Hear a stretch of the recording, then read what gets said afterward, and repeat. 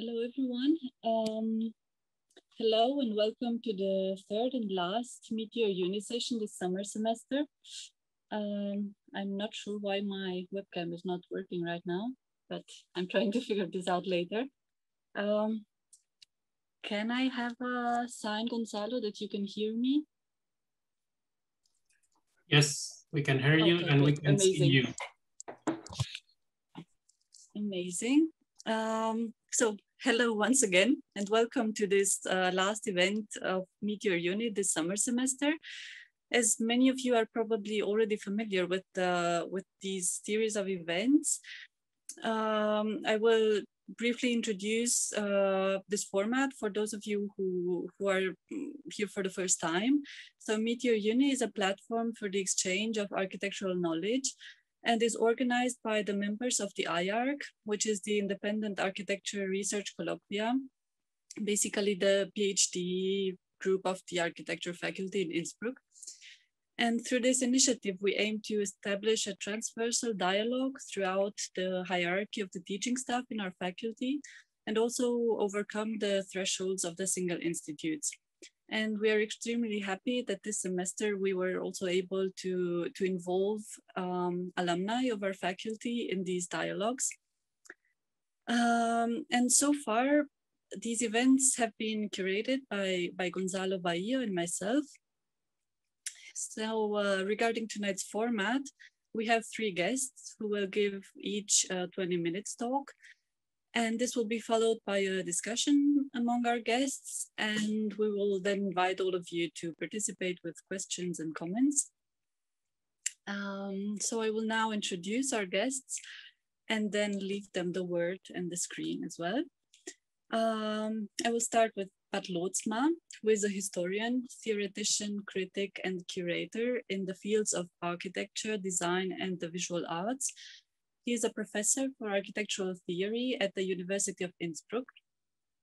He was guest professor at the University of Luxembourg, the Academy of Visual Arts in Vienna, the Academy of Visual Arts in Nuremberg, the University of Applied Arts in Vienna, the Berlage Institute in Amsterdam and Rotterdam, head of scientific research at the ETH Zurich and Studio Basel, and head of the Department of 3D Design at the Academy of Arts in Arnhem.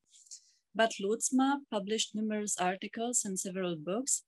He was an editor of Forum, De Architect, Archis, Arch Plus, L'Architecture d'aujourd'hui, Daedalus and GAM.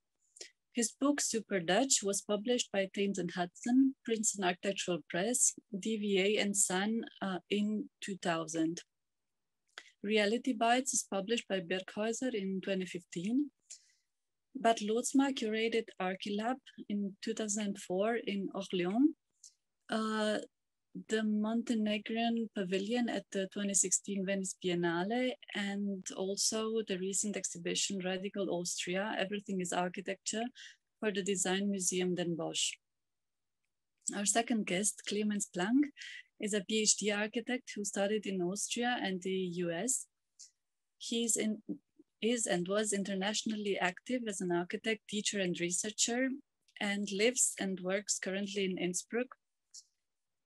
And he's our colleague at the University of Innsbruck as a university assistant and senior scientist at the Institute of Design Studio 2. He also teaches fine arts and design at the Mozarteum University and is managing director and architect at Ingang Architekten. Furthermore, he directs the Hochwaldlabor, Institutverein für Neurophilosophie, Kunst und Gestaltung, and has participated in various exhibition and international conferences. And last but not least, Ursula Pligersdorffer studied architecture at the University of Innsbruck and is currently based in Tirol, working at Studio 3 as an assistant, where she also already used to work as a tutor during her studies. In her recent work, she deals, among other things, with the importance of physical, digital, and virtual places, moments as connections or triggers of our memories, as well as with their architectural morphologies. With her earlier artworks, she took part in several local exhibitions in Austria and Italy.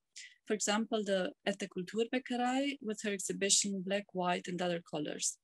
Most recently, she took part as an artist in residency at the Espronceda Institute for Art and Culture in Barcelona, at the Quintessence Dome Lab, which as well included cooperation with Studio 3. So welcome to our guests and welcome to you all. And I will leave the word to Bart Lootsma. Thank you very much. Just when we're starting, thank you for the invitation here. I hope you can see me because just now it starts, the sun, the evening sun comes on the camera, but I think it's okay at the moment, right? Can you see me? It's perfect. We can see you perfectly. Okay. So, yes, thank you very much for the invitation. I will quickly introduce the exhibition I've been making in the Design Museum in Den Bosch, and therefore I hope I can share the screen.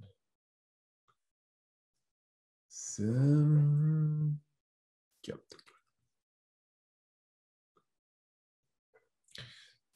So, is this okay? Can you see me? Yes, we can see the screen. We can see you. It's perfect. Perfect. Good. So I'll quickly explain something about Radical Austria. Everything is Architecture. It's an exhibition about the Austrian avant-garde of the 1960s and early 70s in Austria. And it is a big exhibition. It is probably the biggest on this subject as a whole. I mean, there have been individual exhibitions, of course, on the individual protagonists, but this is probably the largest exhibition that there has been on the subject as a whole. Another thing that is special about this exhibition, originally 7 years ago, we started in the faculty in the institute with it. It was originally made for the new institute in Rotterdam, which was then really new. And the new institute was the successor of the Architectural Institute, but it was dedicated not just to architecture, but also design and fashion and media. And the director at the time asked me, how should I combine these things? And I said, well, one of the things you could do is show the Austrian avant-garde, because that is exactly what happened there. You will see that most of the protagonists have really been active in all those fields. So that we started working on that. Exhibition here. So Radical Austria, everything is architecture. I'm the curator, and it is very rare that we're mentioned. And I did it together with Alexa Baumgartner, that you probably, most of you know, and with Maya Christodoulaki. So Alexa is also doing her PhD with us on the subject of the body in architecture, which is an important part of the exhibition as well. And Maya curated with me the video program to which I come later. So the design of the exhibition, as you will see, is done by De Vrijer van Dongen. That's a Dutch office specialized in exhibition design. And below you see that there is a whole list of participants, some of the usual suspects, but some that may be not as usual in our circles as we should be. So we had a lot of lenders from the Centre Pompidou to the Generali, the FRAC in Orléans, the MAC, etc. But also, of course, still the protagonists themselves still have quite some work. Quickly back, what is important also is that the exhibition is organized in partnership with the University of Innsbruck. So that means that there is the exhibition in Den Bosch. There's also the programs for the public programs, let's say, for the audience, and also we have a program on our website that I'll show you in a minute. So we started this 7 years ago with the students. That was still a luxurious situation that we could do this kind of research in the studio with students. The books are still to be found and are also now, of course, accessible to everyone who is interested in the exhibition. There's also the PhD by Alexa, which you see some of the aspects here on the left. You can also visit. And what is also part of it this year are my lectures of Architectural Theory 2 and Architectural Theory M, which are always public with us, but which now are dedicated to the background information of the exhibition. So you see a very layered presentation from the exhibition, programs for a larger audience to a very academic program that is accessible. Very special thing is that Maya found a whole series of films. We thought there might be 1 or 2 or 3. And to our surprise, we discovered that almost all the protagonists in the exhibition had basically, you can see larger television programs already in the 1960s and 70s. And these were programs that were not just about them, but were also made by them, even if some of them were still students.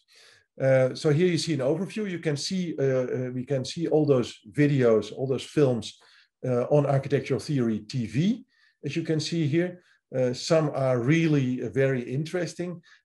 We will add more every week. I can tell you already, for particular, the one on by Coop Himmelblau is interesting. Another thing that is interesting is the presence of Günther Feuerstein, who is still teaching with us. And when you see these films and the television programs he made, or the television programs that have been made about him in this period, you will much better understand why he was such a crucial figure for many reasons for the Austrian avant-garde. So this is the exhibition. I show you very quickly the plan to give you an idea. You enter on the right on top, and then there are first 2 walls with introduction, and then there are different chapters that are not completely separated from each other, but where there is always a relationship. So I'll guide you through the exhibition. On the left is the entrance. You have the beginning in the early 1960s with the Vienna actionists, with the early huge urban project. And on the left, you see the end where in 1973, where most avant-garde movements end in that period with the energy crisis and the Club of Rome.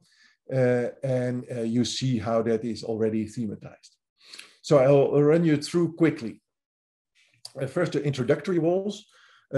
These are, in this case, walls with a lot of text, because, but not too much text. One important thing is that you always have to introduce abroad Austria very carefully. In most countries, people think that Austrians have been Nazis since I would say at least the First World War. And of course, that is not the case. When you look at the 1920s, you have Austro-Marxism that ends in 1933. Then you have a period, of course, of a more Mussolini-inspired fascism, and only then in 1938 there is the Anschluss. So before, there is a very interesting period that is interesting for our exhibition, because you can see that a lot of the protagonists from the 1960s draw back on the 1920s. So that has to be introduced. The other thing that you see here is the spacewalk by Leonov, because something that you may not realize in Austria, but outside of Austria, you would just see the American space program. In Austria, you would see both. And that has to do with the fact that Austria is a neutral country. And because of this neutrality, there are all kinds of agencies, among others, the Space Agency, which meant that there were big exhibitions in Vienna in the 1960s about space travel, in which also the Russians were present, or maybe even more present than the Americans. And you will see that that plays a role in all kinds of projects in many different ways throughout the exhibition. There's another introductory wall about that gives background information, of course, space travel.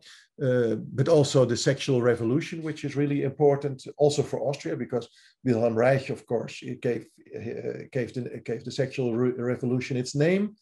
You have the very particular idea about the textile origins in architecture, which is important in Austria, and which you see in Bernard Rudowski's section in the middle of the 7 veils of the male stomach, which is then later on expanded by Rainer Benham without mentioning the origins of it. So this is from an exhibition Rudowski did, I think, in 1948 in the Museum of Modern Art in New York, and there's also a catalog that you can find.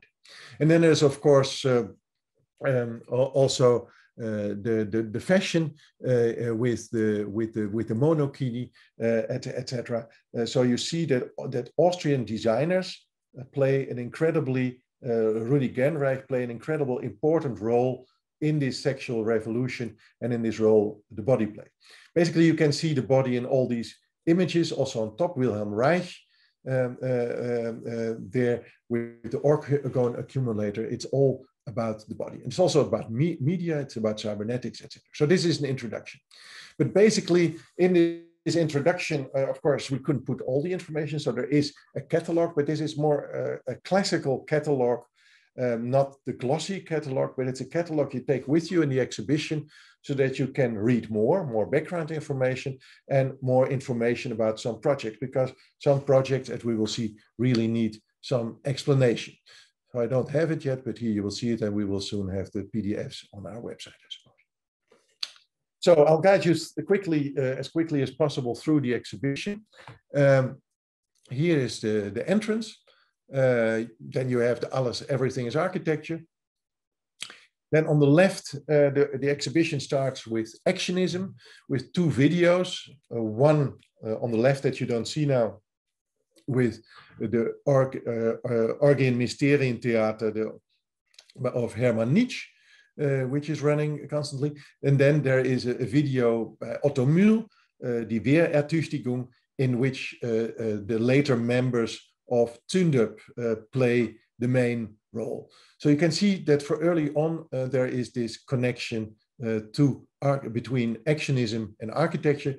And you can see that the body is already very important from the beginning. Then on the left side, if you remember the plan, opposite to that, there are the cultic cities. So particularly in the work of Hermann Nietzsche, you see also that the cultic plays a role. The cultic plays also a role in Hans Holland's manifesto for the exhibition architecture. And basically, architecture is something that for him that gives the everyday life a cultic meaning. So all architecture is cultic. And that is something very important here, to combine these 2.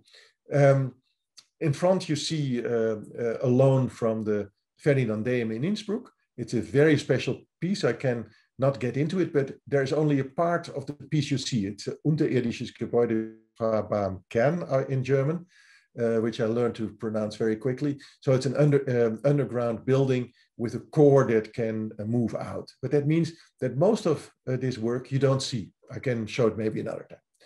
And then you have a couple of other works by Pichler in the background, and on the left, the compact city with the climate cover.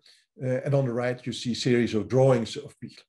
On the left, you see Holland and Pichler again, also with a video that Maya found of this first exhibition in 1963 already. You can see it projected there. There are drawings by Raymond Abraham, Lauritz Ottner, very early work, and again, Günther Feuerstein, who was also very present. This is partly work from his dissertation from the period about the archetypal cities. So then we come to a point that is, of course, crucial for Austrian culture in general in the 1960s. I have to put my phone on again because otherwise I don't see the time. It is Kunst und Revolution. It was an action in the university organized by, among others, Otto Mühl, and it produced an enormous scandal. which you can imagine. It was in the university, but people would, as you can see here in the video above that we show, they would shit in public, they would smear their excrements, they would masturbate, they would beat each other. There were all kinds of texts, etc., that were more than provocative. So a lot of these people ended up in jail. It was also crucial for Günther Feuerstein, because Günther Feuerstein knew Otto Mühl from the Second World War, from the front in the Ardennes, and he introduced Otto Mühl to his students. So for that reason, his contract at the time was not prolonged, and he had to leave the technical university. So you can see again that Günther Feuerstein constantly plays this crucial role there. And this firing also appeared on television, and you can also see it on Architectural Theory TV. So a very crucial moment also for the architects in this round. So then we go to Everything is Architecture, Holland's famous manifesto. As it was published in Bouw. Here we have this manifesto on the we see here Holland with his pills, with the spray, and of course in his mobile office, where we show the complete film. Most of you will know the short part of it, but it's also a larger documentary on Holland that you can find on Architectural Theory TV very soon. Or it is already on, I think. There's also another exhibition of Holland that we took, in which, again, you can see that it's the exhibition Man Transforms for the Cooper Hewitt Museum in New York.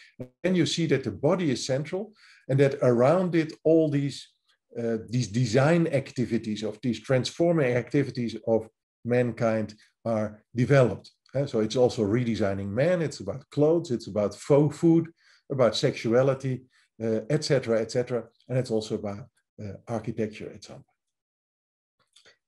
So then we go, and I go through it very quickly, to a chapter that is called Schöner Wohnen, in which is dedicated to Zündup and Salz der Erde.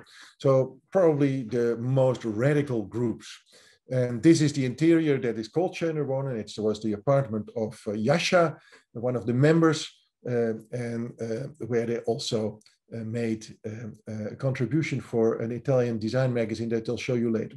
So the work of Zündup and Salz der Erde also largely consists of performances, actions that you see, where you see photographs on the left. They were one of the groups that made a television program, and you have to imagine this, it was broadcasted in the ORF in a time that there were only 2 stations, and it was a very long program, and it is a very revolutionary and provocative show, I can tell you. I don't think there was any other European country where it was possible to show such television programs at the time. In the background, you see Timo Huber's collages that were very political. Here you see, of course, also the project for Vienna, the great auto expander that we show there. Left again the collages, and there is, of course, this triptychon that is really famous that they would carry around in performances, which is about a kind of cautionary tale of what happens if man becomes more and more a cyborg. I think it's one of the projects that gives the show an actuality. If you think about post-humanism, etc., the show is really interesting to see how this body is thought in a kind of as a kind of development towards a cyborg, a machine kind of living. Also, a lot of the work of the Viennese actionists has to do with the idea that maybe children might be born from mechanical mothers, as you see on the right, and are a kind of therapeutic kind of happenings to enable people to deal with this development. So let's go quickly further. And this is, of course, one of the crucial works, in my opinion, also of Salz de Erde, Schöner Wohnen, a contribution for an Italian design magazine, in which they show how basically what happens between the naked body and what is architecture, and that it is basically our garbage that finds a place there. Still, even if it was so radical, you see that quite some work was realized. And particularly originally, that was the idea about the exhibition. One of the special things of the Austrian avant-garde is that many works were realized, if it was not really as a shop, as here in the case of Hans Hollein, who won very early on the Reynolds Award with this.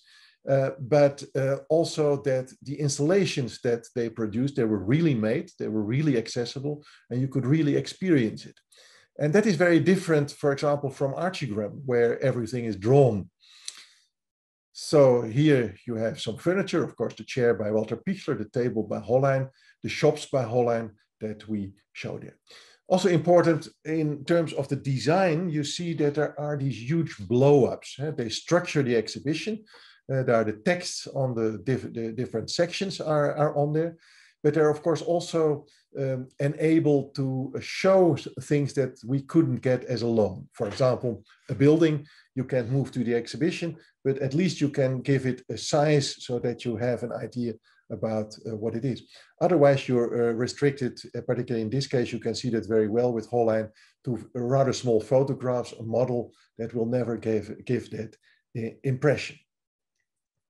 So here the Reti shop with the bags. So it's not only the shop that has been designed, again, as this kind of cultic place in which you buy candles, in which you in a kind of a small church or chapel.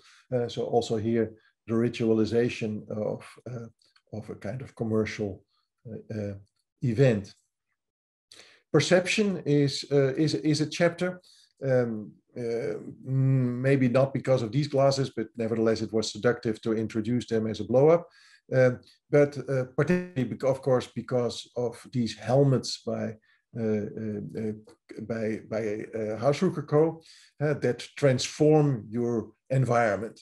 One of the important things is, maybe you've seen it also in the introduction, was that LSD, of course, in the 1960s was, I think until 1970 was legal.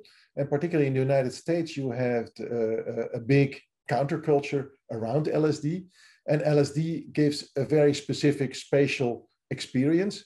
And a lot of the work of Hausrucker Co. tried to imitate this experience of LSD with technological means. They visited the discotheques when they visited New York with Günther Feuerstein again. They were supposed to visit Friedrich Kiesler, but Friedrich Kiesler was also the designer of one of the most famous or notorious clubs in New York at the time. And that was the place where the students could be found and got inspired. So again, you can see that Günther Feuerstein played a crucial role, be it not, maybe not in the way he wanted it at the time. So that is about perception. There's more work. I can't show all the work in this short presentation, so there's only a selection of the works I show. Another important part, also because of Alexa's PhD, is body and sexuality. A very crucial aspect in this exhibition, because in the whole of the Austrian avant-garde, of course, the role of the women was always very particular, particularly in the beginning. It was a very male-dominated event. At the same time, these men designed also clothes for women, very Rudi Gernreich inspired with new materials, and also these glasses, etc. So there you see in the background very quickly these a couple of the dresses of this collection by Hausrucker Co. Here the designs by Helene Hollein, Hollein's wife, who was a very interesting fashion designer.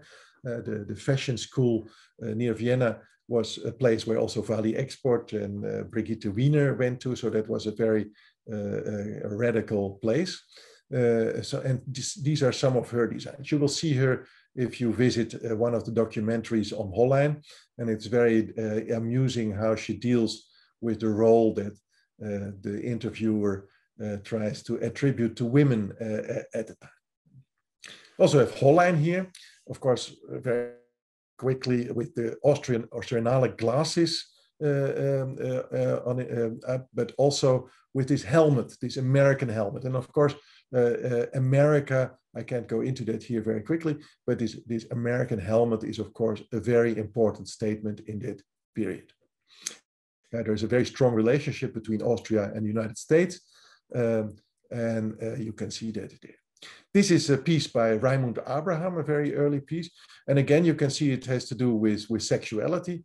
It is chair that is cut in two so that it allows for a woman to sit there with spread legs, which normally a chair would prohibit. So also here you see the aspect of sexuality. These are fashion designs by Zündup, as you can see. Again, of course, extremely provocant at the period, and consciously so. And then, of course, in 1968, it's often said that there is no 68 in Austria, but 68 was a crucial year because of Art and Revolution, but also because after Art and Revolution, suddenly Valley Export becomes very present with feminist works. So also here you see clothes, and you see the Tap und Tast Kino, you see the video also there. And you see that she very early on explores all kinds of aspects of these clothes, and also the sexual aspects, as in the genital panic that you see in the background. I hope I'm still a bit in time. Mind expanders. Yeah, here you get the whole program of the mind expanding program of Hausrucker Co., including the Yellow Heart. So we have that as a video. We have also other installations by Hausrucker Co. We have a mind expander. In the background, you see the mind expanding program, because it was thought in a series of steps in scale from the helmet through the mind expander as a piece of furniture to whole cities. Here the mind expander, and in the background the Ballon für zwei that we have. Here the interior of the mind expander, so there are these lights in there, there is music in there, but even without that you can see that the color is already quite psychedelic. Here's something about the scale, and you see some of the relationships between the different work in the background, called Himmelblau. That is important, called Himmelblau, the installations, whereas Hausrucker Co. kept their installations and sold them in many instances. Called Himmelblau destroyed them also. They only remain as photographs. And that makes them very difficult to compare if you just the image, but it is very different work. But first we come to the cybernetic cities. Cybernetics are very important, of course, in the Viennese avant-garde, but also again in a critical way. This is a piece by Angela Harreite. This is Dominic and Hood. Unfortunately, we can only show these pieces. This is a very complex piece, which is basically a science fiction novel in which produced during the 6-day war in Israel. So it is about, and still the Vietnam War going on. So it is about how wars destroy life on Earth. People migrate to the moon, as you can see, that become a kind of cyborgs or a new species that kind of conquers the space, and then in the end returns to Earth to renegotiate a life on Earth. Now, these are just a kind of paintings with also these incredible details that they have, but there are also in terms of technical drawings, there belongs a whole book to this project with technical drawings about this science fiction novel. It is a very specific, a very special project that should be exhibited in itself once. Angela Harreite, also this cybernetics used to organize urbanism, or to organize a kind of spaces in which children would grow up and play. Cybernetics is not just about technology, it's also about natural organizations. We should not forget it. Feedback architecture. This is a chapter that is largely defined by Koop Himmelblauw. The example here, you can also see it in the movie that will soon be on Architectural Theory TV. Here they go to Schwegat. This is the hard space. So it is basically, they have these helmets on, but helmets, as you will see, were very fashionable at it. The helmets and goggles were very fashionable beyond the ones they designed. And you can see here these explosions going off. They go off on the heartbeat of the three members. And of course, because of the explosions, the heartbeat goes up. So the explosions follow each other quicker and quicker. So here you can see a kind of the effect of feedback. This is a piece that was lost and that Wolf Prix has specially sought for us. It was still in the basement, as you can get, of his parents' house.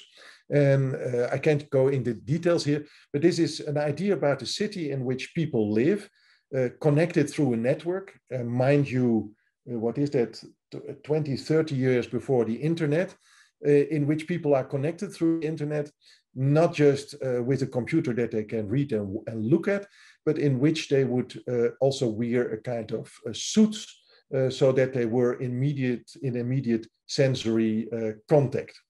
Jokingly, Wolf Prix called it a kind of early cybersex installation, but this would be the idea. And particularly these days, now with the COVID crisis, now we're all in our little rooms sitting and being connected to each other through the internet.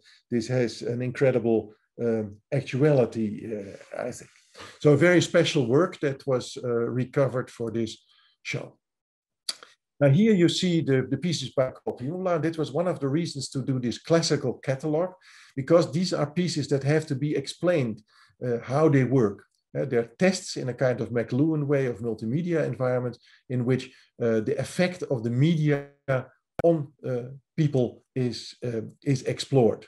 So here, for example, you have facial expressions that are translated in colors and then the other way around. Or here you have the famous white suit, in which there are two films projected, one a car accident and one porn movie. And during the car accident, you smell blood, and during the porn movie, you smell perfume. In the car accident, there you wear a vest, a pneumatic vest, and you get a kind of kicks in your back.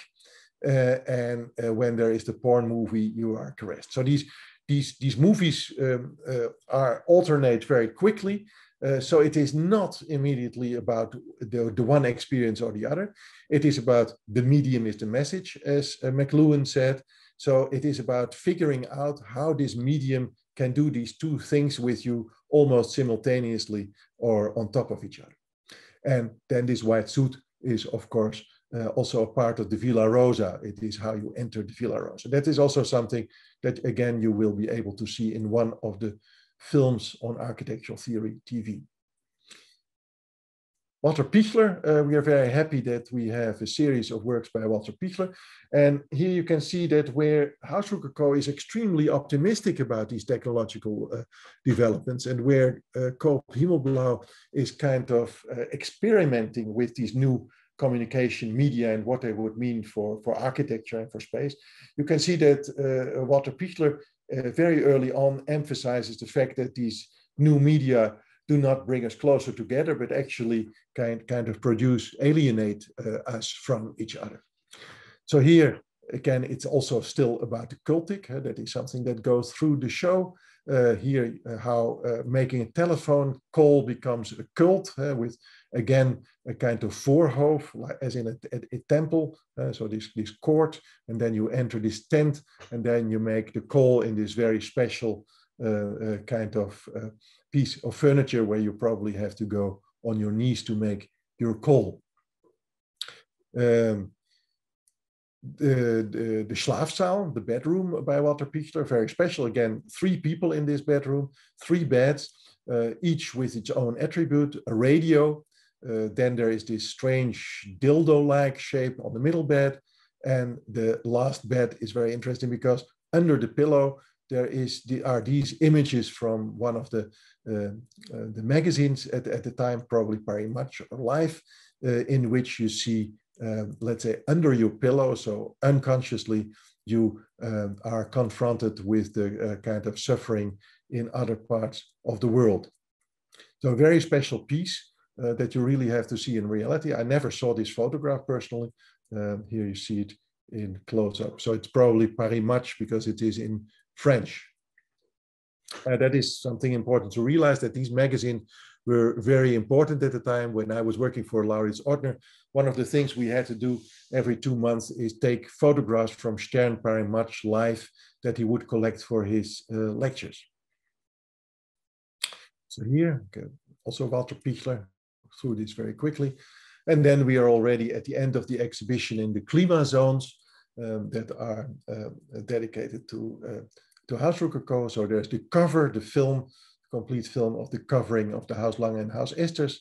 There is, of course, the Rhine infusion that is not yet, that does not yet contain water on the right, because we wait until the exhibition opens.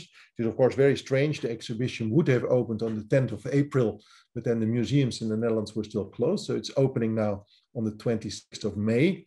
But it is already there so that I can show it. So here the cover, different projects for New York. Of course, the Natur Eingewickelt. And one of the examples of the Atemzone, where we should never forget it. Of course, Haus Rococo, some of the members, the Ortners, Laurits and Manfred Ortner, come from Linz, which had at the time a really terrible air, the Linzer Luft. So they made all these installations by which you could tank fresh air. That was also an official part of the urban planning of Linz, be it in a different way. There are all these roads that lead immediately from Linz to the outside. So very quickly, it's the same. It's the same. Sorry, with the Rhine infusion, they had an office in Düsseldorf where the Rhine came through, and that was heavily polluted. So that was very quickly. I have no idea about my time, but this was my presentation. Thank you very much about the exhibition. So I have to stop sharing. But where is my mouse? So it doesn't want to do that. So there we should be okay. I've been a bit long, I'm sorry. So I continue now. Good.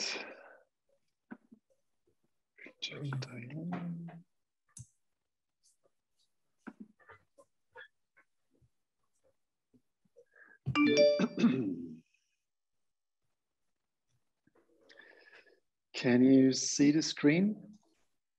Yes, it's all fine, Clemens. Okay, perfect. Okay, yeah. Of course, I start with a thank you.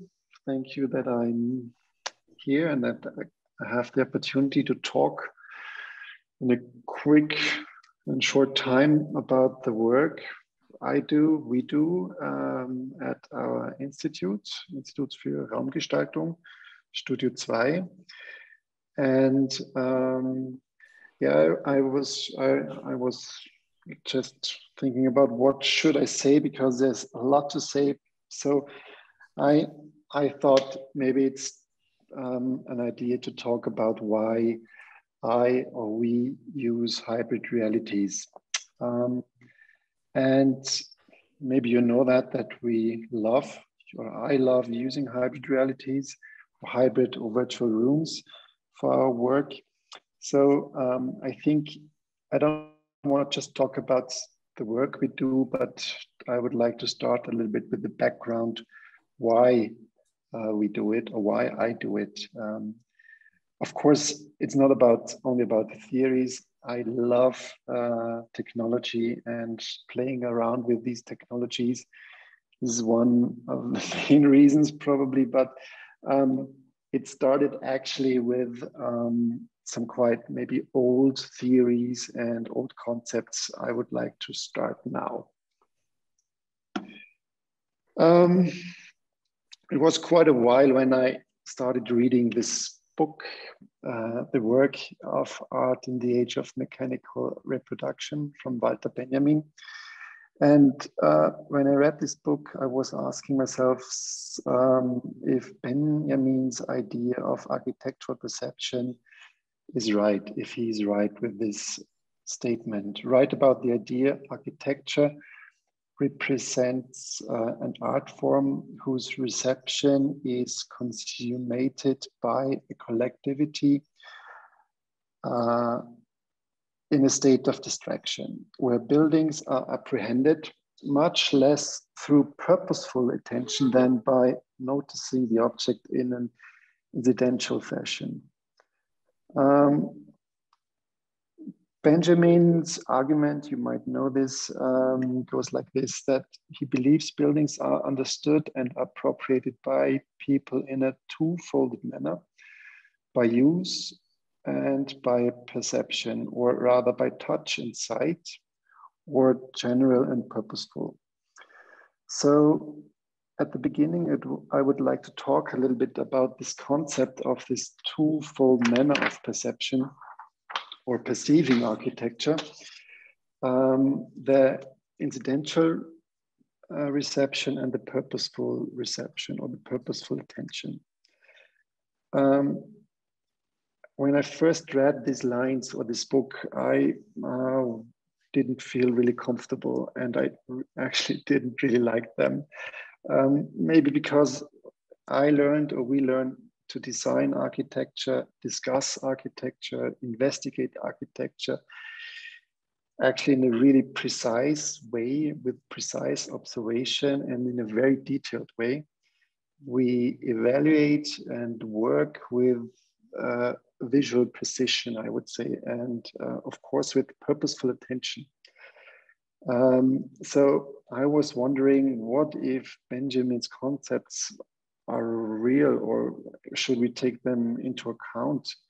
And what, if we do that, if this visual precision we usually use, or we use, misguide us somehow? Like, do we have to look more in a distracted workflow to deal, for example, with these ephemeral qualities of architecture? These questions I had at the very beginning when I started to work at our institute. So while I wrote my doctoral dissertation, I looked into concepts and theories about the self-model theory of subjectivity, developed by researchers and philosophers who worked in the field of neuroscience. And these theories grabbed me somehow. I was really, they are fascinating. For me, they're really interesting.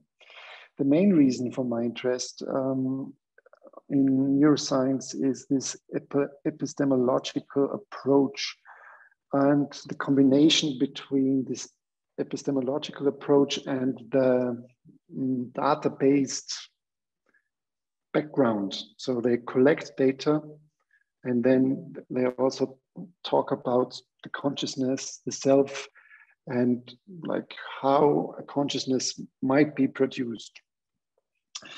And many or some scientists, some neuroscientists still believe that neuroscience will answer the last important question, they say, the question about the consciousness, the self, and of course, how the self is produced.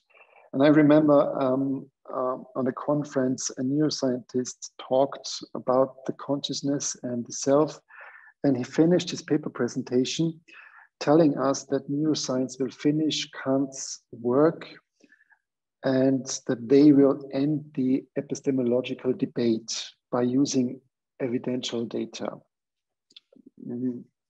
Didn't happen so far, but This was quite something. So the question how matter, like the body and its brain, is able to construct a self with consciousness is just, for me, it's fascinating. So, and thereby the term construct is crucial for the neuroscientific group, of course, and it has its, of course, connection to this the radical construction concept. So while I read about these theories, I found again concepts of perception, talking about this incidental perception and, in contrast, a purposeful attention, the so-called apperception. The conscious mind is based on these theories, using again a twofold way of perception, a conscious, purposeful one, and an unpurposeful, unconscious one. We all know that that we have our unconsciousness compared with the consciousness, and they call, or they differentiate between these two terms, apperception and perception. Here they are, and these two terms are actually quite old. In his epistemological concept now, it's a little bit more theory. Leibniz describes this process of apperception in contrast to perception. And he says, when sensual information is grasped, appropriated, and raised by awareness and memory into our consciousness. In his Monadologie, his main work, Leibniz differentiates between an ordinary perception and a conscious perception, and this conscious perception he calls apperception. Today, philosophers describe Leibniz apperception usually as targeted perception or purposeful attention. Certainly, we see what's around us, and certainly we see architecture. But according to these modern concepts of neuroscience, it's not granted that we constantly perceive our environment or architecture constantly and apperceptive. When the neuroscience talk about this dual form of perceiving, they also talk about brain's resource management. Consciousness and perception is an energy consuming process. That's important. And especially the conscious perception or purposeful attention is really limited. That's what they say. Therefore, every sensual information is at the beginning, when you perceive it, when it's reaching yourself, the self, first divided into important and not so important information. And this happens below your awareness. As a consequence, each self requires an internal copy of the known world, the world you have learned. And this internal world, everybody has, more or less stored in the brain, is called, they call it the global workspace. That's the global workspace theory. And so by comparing input and with this global workspace, you have unimportant information stays below radar. And this leaves the resources for relevant things. And these relevant things then appear into your consciousness. That was really a short summary of this big theory and many different ways of discussing this concept are in the air. For me, really special is this threshold between the perception and the apperception, like, and it's of course variable. So you can like you can train this threshold to a certain extent. You can push it towards one direction or the other one. So you can move it.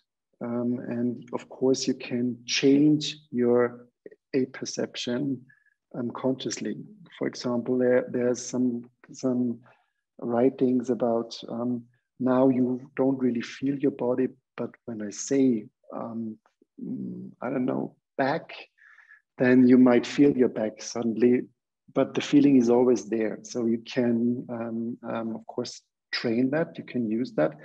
And you can also train, for example, the way how you perceive architecture in a way. And I think this is what we, for example, do here at the university, we train that. So the main thing about that is this process, this filtering process is, we are not aware of that. The whole production of the self, this self model's theory of subjectivity is hidden from the self. And the neuroscientists say it's like process, hidden from the self because it's too time consuming, too much for us. Thomas Metzinger calls this hidden camouflage process the virtual window of presence. But what is now important information? What is the one I'm triggered by? The neuroscientists argue that the development of our consciousness, of the conscious mind, is subject to rules of evolution. They assume that this evolutionary-based process was obviously crucial for our survival, for the survival of the self. So therefore, we discover in this selection process of our perception the tendency of a very fast and efficient way to differentiate between the living and the non-living elements of our environment. This means that we constantly focus our attention on living things. We are attracted by subjects and or elements in our perceived world that look like subjects. I think we could say we are like self-affine, self-affine. So it can be a shape, it can be a movement, and this can be two-dimensional, three-dimensional. For example, seeing here this dog is this phenomenon. This special phenomenon that we see this dog is called pareidolia.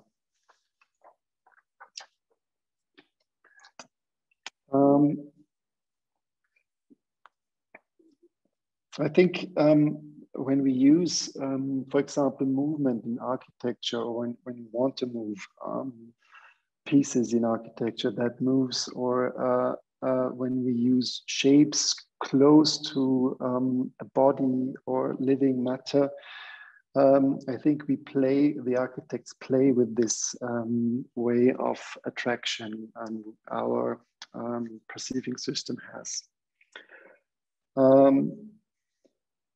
Not being aware of this part of ourself does not mean that this part of unconscious perception doesn't really affect our behavior. The incoming information is compared with this global workspace. That's the theory. So you get information and it is compared with the world you have inside your head or in your body.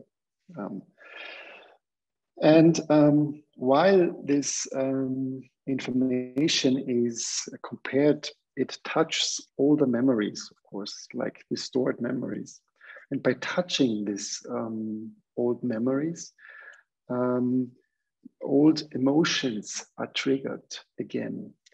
So in an eased way, they say, but you can feel a little bit what you felt or what you felt in the very first time when you had the first impression, like when it was stored. And emotion from a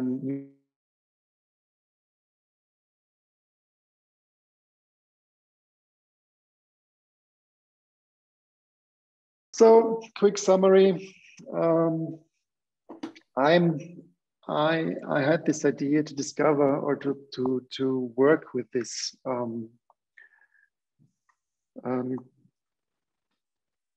ideas. I need a space, and I wanted to use the hybrid space to discover these this question, Benjamin's question, and of course the new scientific idea of how we perceive architecture. So my work is based on the idea to explore in a quite experimental way the architecture-subject relationship. And I would like to look behind these ephemeral parts of the object-subject relationship. I'm looking for qualia. Qualia is a neuroscientific term for individual instances of subjective conscious experiences. And I would like to know or to find out how a qualia is changing the performative quality of this subject-object relationship. And therefore, I started to design interactive spaces. I thought, I had this idea that when I started changing the space, I could investigate the change of the performative concepts of the space, and then answering some questions. I liked this idea of using architecture and this design process to raise experimental questions and do some experiments. And I usually used die lange Nacht der Forschung for these experiments because it's easy to get people attending. You don't need to ask them, they show up. And at the beginning, as you already see, all the projects were done in real space. So the interactive concepts were add-on concepts, like for instance, in this project, it was a simple projection mapping using shadows and lights. And or I did, is it running? Yeah. Are you still there? Can you hear me? Yes. Good. So I did some video light installations, interactive light installations, exploring this relationship quite with collecting data.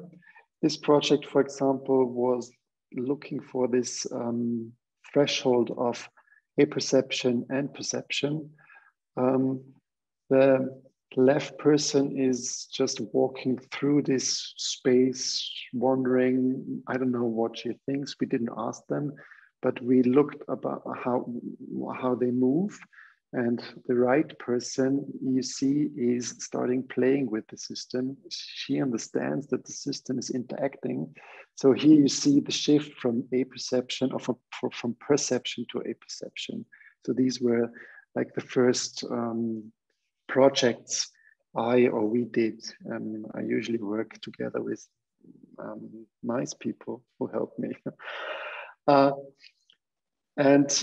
I was really happy about around 2014, 2015, when the first headset appeared, and we started using the headset again in a lange Nacht der Forschung for some experiments. We not only used the headset, we also used point clouds. They were easy to get and easy to use. And this project was dealing with this phenomena pareidoly or pareidolia. In these worlds, you could find forms and shapes from bodies, faces, and you could walk through these spaces. And while you did that, the whole world changed. And at the end, we knew where how the person walked through by the form of the end shape. This was like one of the projects we did. And it was also the time when the first diploma work started or used a headset. This is maybe with this global workspace theory, Mark Winkelhofer. I hope you can see it.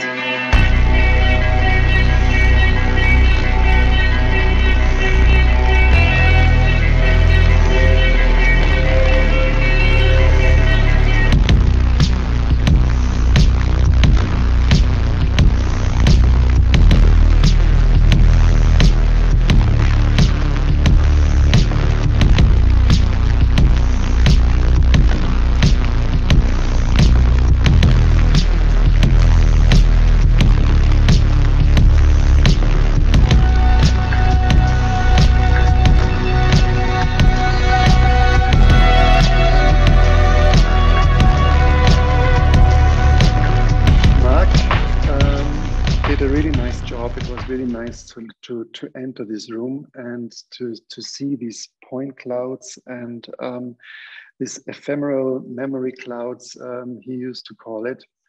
And the interesting thing about his project was that he worked really for hours in this digital world. And he used, beside the headset, a second technology called the Leap Motion. You might know them, you might know this thing. It's tracking your hands, and you can enter with your hands in this virtual world. And Mark was talking about this phenomena that he could, after 2 or 3 hours, feel the points, literally feel the points. So this was for us, for me, the next step to, again, coming back to the neuroscience, thinking about the models and concepts about the body. And there's the term they used to called embodiment. Embodiment describes the individual representation of our own body, which is not given to us, but it's learned. Everybody learns this whole own body model. As you can see here, they try to do the same concept with this robot here. And this model, this embodiment model, can be also manipulated. There are some quite interesting experiments. One is called the rubber hand illusion experiment. If you are interested in this field, it's really interesting what you can do. So this idea of embodiment was the reason why we started also tracking and using body data, and use the body data to produce space. Body data you are really not aware of, for example, skin response measurements. This project I did together with Ani, my colleague at the department right now. It's part of his PhD. And for example, this project is you enter the room, a room appears based on your body data, and then you can play with this world and you can change it. So there is, again, the apperceptive and the perceptive concept attached to this project. We collected the data and then stored the data, and we printed the data. You can see on the right-hand side the output or the results. This was, I don't know, 2 years ago, 1 year ago, and we were struggling with making these worlds because they need heavy and fast computer power, GPU power. And the things we wanted to do, we couldn't really do because our computers can't really play with the worlds we want to create. And therefore, we started to work with a new technology. This technology is called ray marching. The ray marching technology is actually not producing a virtual three-dimensional space. It's drawing a three-dimensional space. It sounds a little bit crazy, but it creates more or less you program a shader. You don't really build three-dimensional worlds and then shoot them with a camera. You literally just write three-dimensional shaders, and they look like they are three-dimensional. And the interesting thing is they're super, super fast, and you can do some really interesting stuff with them. You can deform worlds, you can change them really quick and super fast, especially when you would want to have interactive environments. Yeah, and we use since a year, 2 years now also, the big screen it's called the VisLab, Visualisierungslabor. We are part of the research area scientific computing, and it's a 3D wall at our department, or at the computer science department. And we test and try three-dimensional projections and to move on with this idea of hybrid reality. Yeah, and to finish, I don't know if I was fast or not. I would say the work we do, or the work I do, I would call it architectural anthropology. We want to understand architecture. I would like to understand architecture not from an objective point of view, not from a third-person point of view, but from this subject point of view. By investigating the subject, by try to understand the subject and the way how the subject perceives architecture, I would like to, or I argue and think about architecture itself. Thank you.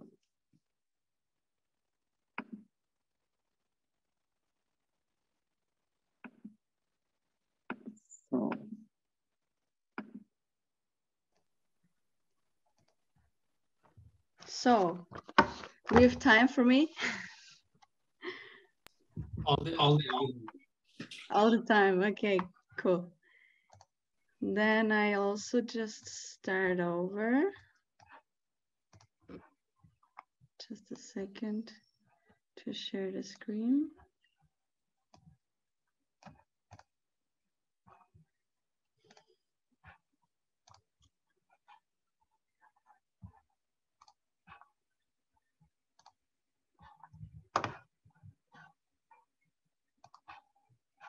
And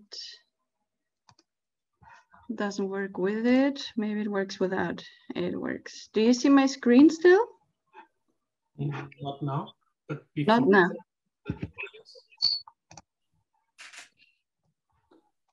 Let's try it again. Now you see my screen. Yes. Okay, and you hear me and I'm not stuck. That's good. So thank you for having me and for the invitation and the intro, of course. Let's get started. On the topic of body and mind, I would like to give you a brief insight into my recently completed diploma thesis which is dealing with the importance of physical, digital, and virtual places, moments, and objects as well, as connections or triggers of our memories, as well as with their architectural morphologies. The title was Anaklisi Lost Places, and Anaklisi comes from the Greek and mostly means something like remember, and lost places in this case do not describe industrial ruins, but places that are lost through departure or forgetting, although they are of personal importance. The work starts very personal with this glimpse, the picture of a lantern in front of my window in my 16th apartment, which as long as I didn't have a curtain bothered me all night. And yet I like to remember it, and in it and all the memories that the picture triggers as well. Now I moved already 19 times so far, at least if I just count my permanent residences. The questions arises again and again whether I can actually call myself settled when an average Austrian only moves about 6 times in his entire life. Every time you leave your familiar surroundings and start on a new journey, every time you pack everything, the importance of property for the future weighted and either taken with or left behind. In doing so, you leave a safe space that with all of its memories was and is a part of identity and personality. But the memories and the stories remain. And in order to not feel like losing yourself or the memories, you keep tracking down and recalling your memories. So let's just do a very short theory background so it doesn't get too long, I think. Every single memory is created in a place at the time it is formed. So far, this place of origin has mostly been a physical point of contact. The general as well as the spatial concept of memory is recontextualized through digitality and virtuality. On closer inspection, the place as the strongest or one of the strongest and most original basis of memory is no longer a purely geographical physical term. Maybe it never really was. When in nomadic, it was often a ritual, much local place that describes a kind of non-linear path. The genius loci is constantly changing and leaves room to find it again and again. I'm referring to Michael Foucault's heterotopias, of course, Marc Auger's non-places, and as well to Alida Assmann's examination of places of memory and the memory of places, where she explains the genitivus objectivus and the genitivus subjectivus. And of course, to the hidden affordance theory and the affordance theory of J.J. Gibson. Yeah, let's do it short. On the nomadism, of course, they have completely different parts that they focus on for how to memorize things than we have now in the sedentariness. The main point is the illiteracy, of course, and they used dances, myths, sagas, singing, poetry, or symbolism as well to contain their memories. And the person you were talking to were as important as now the written paper. When you think of the sedentariness, it's more like an object-like focus. It is no longer the meaningful and changeable oral tradition that transmits information and stories, but the written word. The writing and the material of the books are only possible in this form through a mainly static way of life as we are supposed to have it right now. Now they start forming new sedentarinesses, like, for example, the semi-nomadism or neo-nomadisms. The current development of global ways of life shows that more and more people lead a neo-nomadic life, or that one emerges through adapting images of society. The possibilities offered by digital globality are almost unlimited and create new professions. Places and objects are deconstructed and increasingly relocated to virtual space. The associated loss of object-related and location-related orientation is replaced by compensation measures. On the one hand, there is an accumulation of materialities and objects that lose their value in the course of the accumulation, and on the other hand, suggest a dissolution of the object-subject relationship in the accumulation. There are now no places, non-places, and places, and super modern places found as well. The term place is becoming increasingly flexible, and in the end, it's often extreme exemplary. A simple example of this is social media. Here it becomes clear that the ritual of taking on an increasingly important place again, and the individual is looking for a way of finding an identity. Since the attachment of the identity forming memories to places disappears due to a lack of permanence. As Assmann, for example, refers to a change of coincidency in a metaphor of writing in contrast to digital writing, I refer to the Marshall and approach chances in this project as to moving, like moving to another flat or to another space. We're in a space that is both context-free and over-contextualized, in which mixes forms and possibilities of how we live are nearly unrestricted. We create places and non-places alike. The remembrance and the memory, also a few words to this. Memory is a fragile part of forgetting. It creates personality and identity. It gives us hope and security with every new step. Letting go of them is often difficult. In order to preserve them, we make use of all surrounding sensory, material, and local aids and techniques that make repeated retrieval possible. We instinctively use mnemotechniques, triggers, and create immobile and mobile places of memory out of memory places and memory boxes. There I refer again to Alida Assmann. These tools are disappearing in times of digital global nomadism and require new strategies for how we can process, preserve, and retrieve memory anew. There again, of course, important the Loki method. Memories are what we refer to and learn anew every day. Short-term memory and long-term memory are the storage and output of our possibilities that behave in almost the same way, just opposite. However, the memory is always something subjective and does not embody the representation of reality. The perception and storage of information happens in a unique way for each individual. The selection of the importance of the information and the later retrieval and reproduction of the content is not objective and an ongoing process of fragmentation and reconstellation. So there are some examples for this as well, like in a more physical way and in a more non-physical way. So let's do the first move. That is the examination of my own memory carriers, which are mostly, I would like to explain like triggers.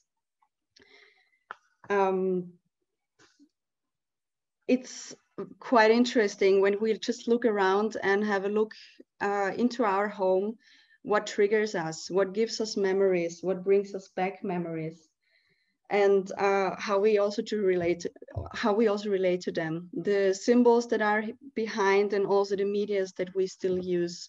And it's more or less in art as well. Some people already, of course, dealt with it, like Anselm Kiefer and Sigrid Sigurdsson, Salmon Teresa, and Kabakov also dealt with it really a lot. And it's mostly always an archive that we create. It's a storage that we make of our own memory triggers. So I started as well searching into my house and finding more and more triggers that surround me, gathered them, and in the end created a graphic that put everything together. It's more like, how could you say it, an analysis of the memory archive. It's parted into time, chronology, and remembrance. It shows the chronological appearance, where core memories were built and their retrieval during time, and their importance also during time, until the end where you have the Neubildung, where you are still retrieving information. The second move is, let's say, the network, because it really fits. Let's explain it very easy. If we link moments of memories together, it mostly happens, we remember one thing because it got triggered, or one moment or a space, and then a lot more memories link onto it. This is called here the network, and I explain it with the time ball. The time ball acted as a reminder for the members of the Kilikitats and Yakama tribes, which was used for numerical recording by the Incas. The knots of the time balls document important life events. The balls were made and kept by women mostly. The owners started the record with the martial statues. Simple knots recorded individual days, while significant occasions such as marriages, birth, or death were highlighted with special markings, like, for example, shells or human hair and fragments of fabric. As a woman got older, the time ball was so important that they kept it the whole life and even buried it.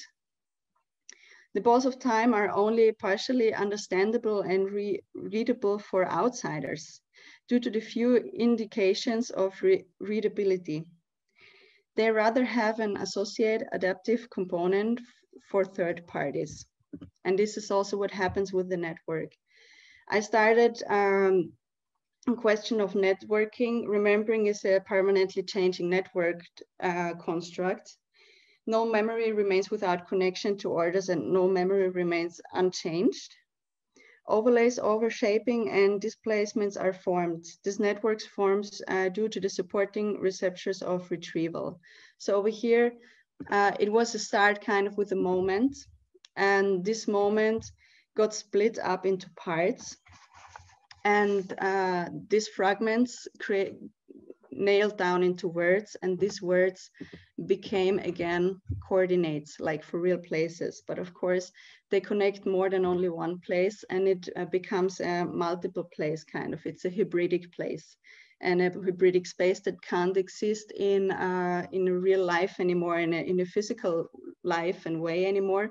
It has to be somewhere else. It's kind of only something you can have in your mind. So trying over here also again with the Foley structure to get one of the strings out that started with a moment, and creating through gathering sounds or cartographies or texts and pictures, like all medias that connect and respond to this string, give them volumes, and according to the volumes, the importance rises with more volume or goes down with less volume. There are some for moments. And as we said already before, the memory is not really steady information. It's subjective, and it has quotes that is not always true, of course. Like over here, we have coordinates and also cartographies of one and the same place, but they are overlapped in exactly the same way they showed up, and they don't fit together anymore. And you have that kind of blurry situation in the end that show exactly one and another space, but you can't read it anymore. So it's reconfigured in the end. And over here, it's a 1 week documentation, like with the idea of the time ball, where you just document all the important parts that happen in the week, and very important ones you use, for example, different materials. The next movement is the memory spaces. Over here, I refer a lot to Alida Assmann and her Erinnerungsräume, like spaces of memories, forms of forgetting, and let's say as a basic theory for this. And I started with searching for memory spaces around me. And I found a memory space, an immobile memory space, that is mostly an archive for a person that created it for itself. Over here, of course, the narrator is very important that created it, because it's sometimes not readable anymore for the outside. And here, not only the digital, but also the virtual and three-dimensional subjects come in with photogrammatics and point clouds afterwards as well. So I started tracking down the movement of the person that was the owner of this archive that he created for himself. And let's say the bright parts are the recall, where he moves and where he recalls the memories, and the dark ones are the storage areas where, for example, bookshelves are standing. Out of this immobile place, the methodology is created. The development of the methodology for further procedures arises from the investigation and analysis of a memory space on the basis of the example of Erinnerungsraum number 1, as we saw it before. The media room is individual. It has elements and areas are analyzed on the basis of procedures and references that link together. How is it remembered here? Which material stabilizers, triggers, spatial references and links, which techniques are used and how? Reshaping, archiving, contrasting in color, creating specific locations, importance and hierarchies are revealed and are used as the basis of further discussions over here. So this is the different layers that found out. Let's say this is, for example, the top layer. It's the layer that stays on top, and that is either stuff that was just shortly based over there, or things that connect to a deeper emotional importance that always have to be around to be triggered. Media changes as well, exhibition like showcases and presents, forgotten parts that are missed and completed. And the reminder box later on worked on it again as an movable place. And also very important down here, the glimpse that is an entrance to kind of another world. If you look in there, it's kind of, you just have small trigger points, but you can't really see the whole picture. So your brain, your imagination that you can refer on to have to fulfill the rest that is empty. The mobile memory space, as said before already, is the box, the memory box. Also how it is explained in the Lida Assmann already. Over here, this moment is chosen as the perspective for further investigation of the box. This is how a few fragmented representation of the spatial content emerges from a photogrammetry recorded through the opening in the box, like you see it over here. And this is the part that emerges in the inside. I would say we just watched the video very shortly. It's not a long one.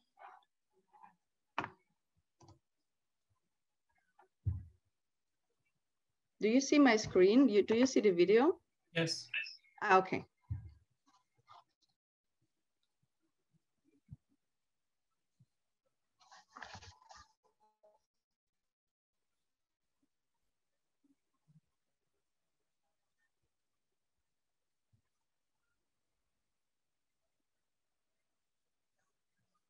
Black spots of here, of course, could explain like faded memories again.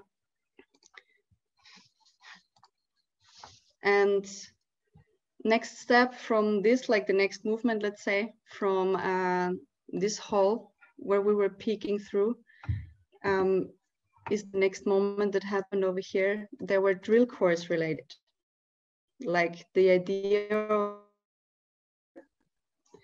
the drill core as the basis of hidden information and a small view of a wide interconnected environment. Archaeology of memory, it is kind of.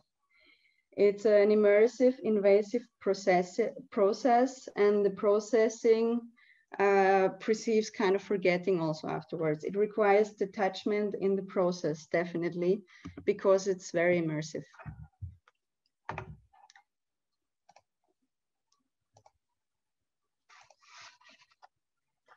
Unlike the drill core, the memory core does not describe a purely layered linear course of the structure. There is no predetermined top, bottom, back, or front, and no views or cuts. The drill core is a 360-degree cut from a section of memory. This cutout can hide the interior by over-modeling and can offer all-around opportunities to connect to the branching memories. The physical drill core are created from specific collected elements or linked locations and come from mobile and immobile memory places. They use different techniques and resources as learned from the analytical methodology of the media room and are mixed with the performing technique of the drill core.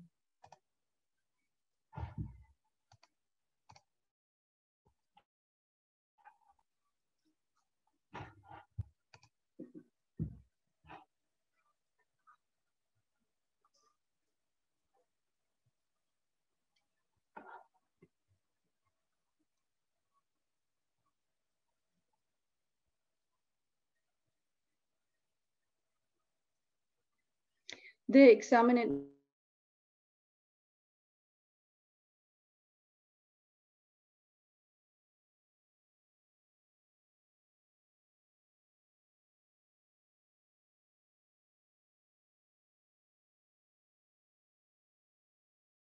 letting go of the matter in its usual form.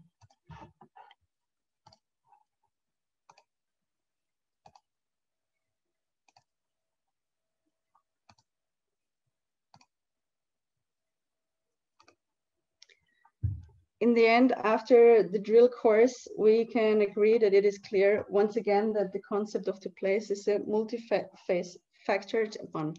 It's a hybrid places. I have to do this, okay. In all of these places, there are opportunities to link memories, to preserve components of identity and personality with or on them. They all have their own share in the memory and offer their own form of home for memories and their points of contact. The question of the place, its shape and the possibilities and its change through this digitalization. Auger, Foucault, Assmann, just to name a few again, many have dealt with this and still do. Different parameters and bases for the experience of places, such as individual memories, points of view or sources of information create different places. So over here, I reached out to the immersive place and got more in the digital and virtual places. And here I started finding places through the digital. So with the randomize, I was searching for places that were mostly as different from each other as possible, and started searching just through digital places, like virtual places, like in the internet, of course, for individual memories or individual links that I could put onto these places, that coordinates that I found, and create a new place kind of out of it. So it's a virtual drill core that creates an immersive place. Over here, there is the example of the Barcelona drill core, where I have to say that started already from before in the project in the Immersiva at Barcelona, at the Espronceda Institute for Art and Culture. And this shows not only a core, but it created a whole journey through a string, through a memory string.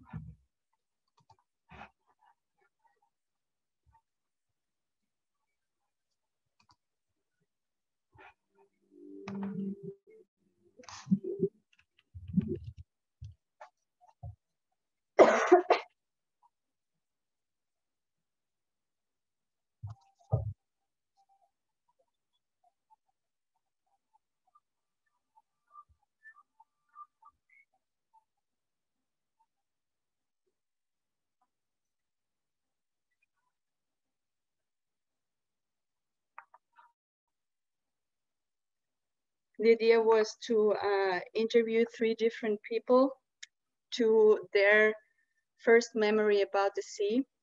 They were memorized by these objects, let's say triggered, and the volume of the objects increased by their volume, by their talking, that we still see in these bumps.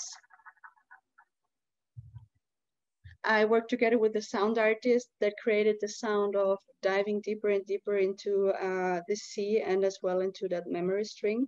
And in the beginning, it's very object related.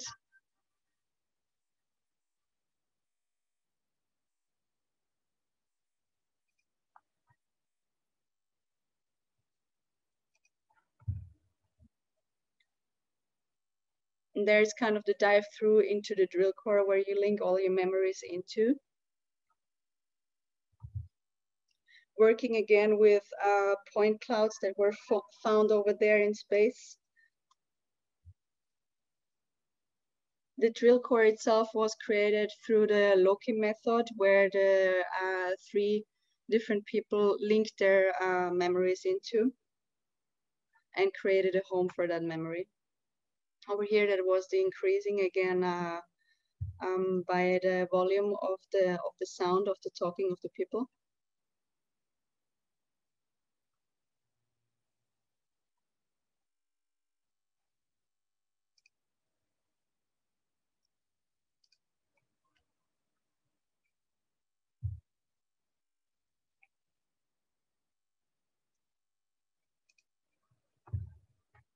Just hopping through because otherwise it takes too long.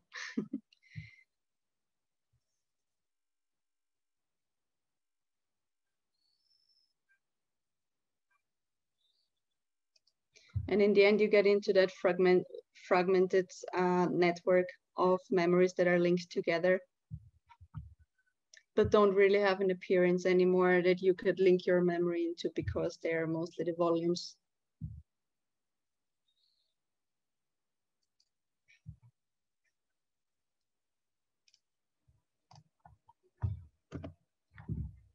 This projection was made for a dome projection, like now you're in the way, like you can see over here, and was shown in the dome. And it worked actually quite well, the whole setting. The other drill cores that were created was one from over here, from Siberia, but I will just hop through because of time and just show one more drill core, which is completely different from the first one. They're all using different methods.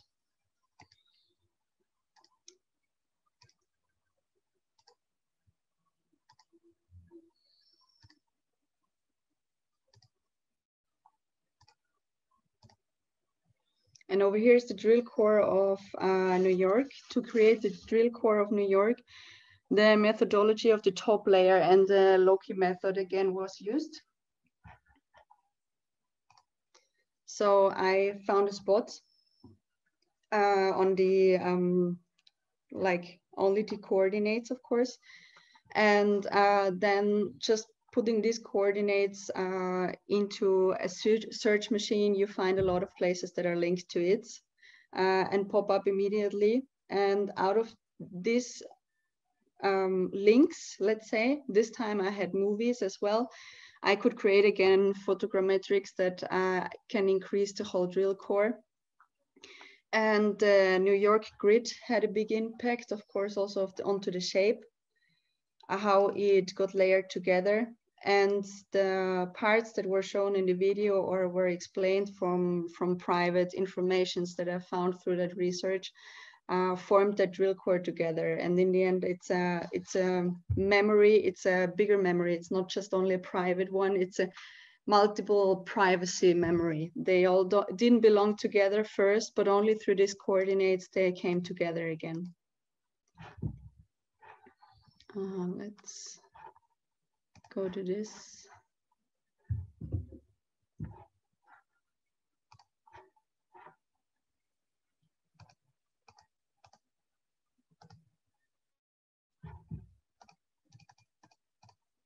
The sound apparently isn't working now. but it's fine. It's a really fast one.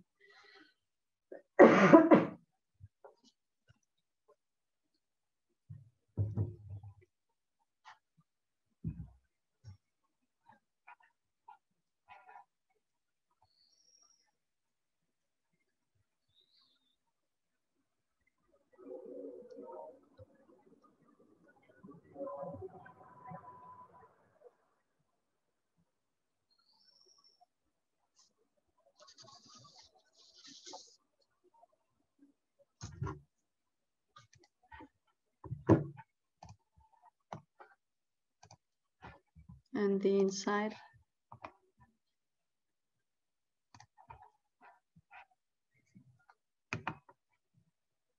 That was mostly built either through stories, through texts, or also pictures, and created several situations that were through that coordinates linked and stapled together again.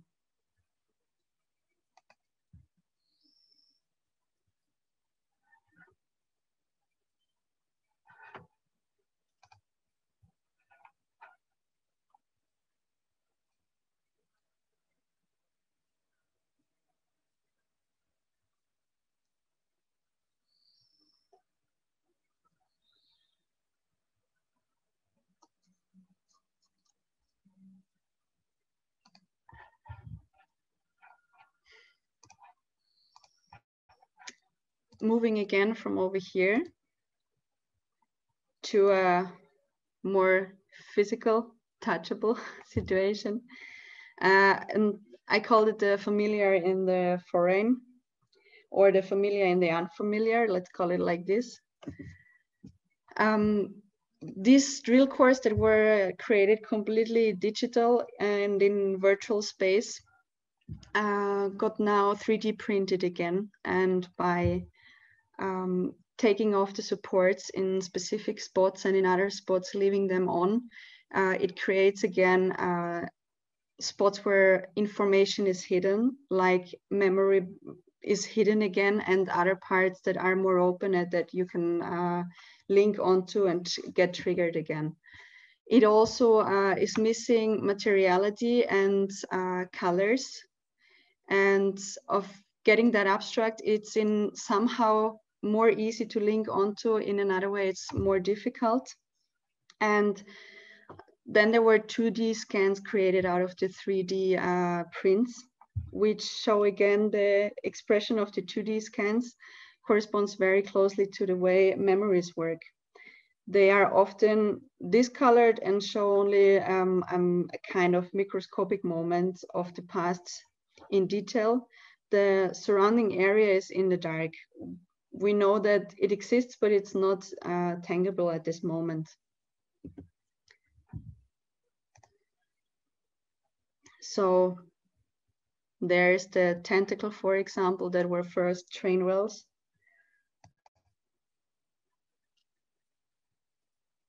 Or the clown that was part of the Australian drill core.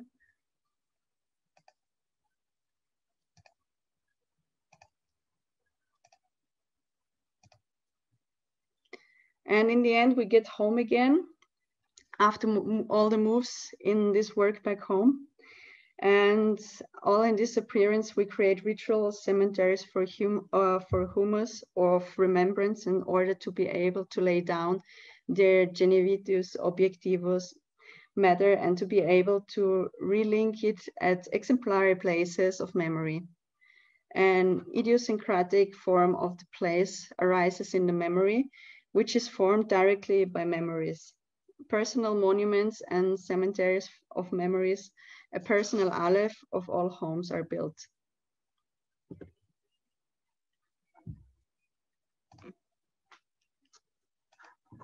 Thank you so much.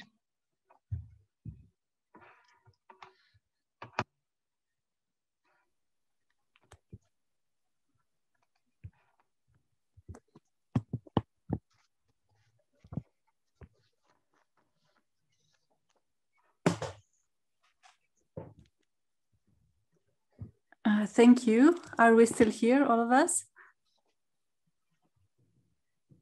Yeah. Okay, great. I couldn't hear or see anyone. Thank you so much to the three of you for the three amazing presentations. I must say, sorry, Gonzalo, I took directly the word, but like while you were presenting, I was so fascinated by the fact that we are actually ending kind of this academic year, the sixth Mid-Year Uni session with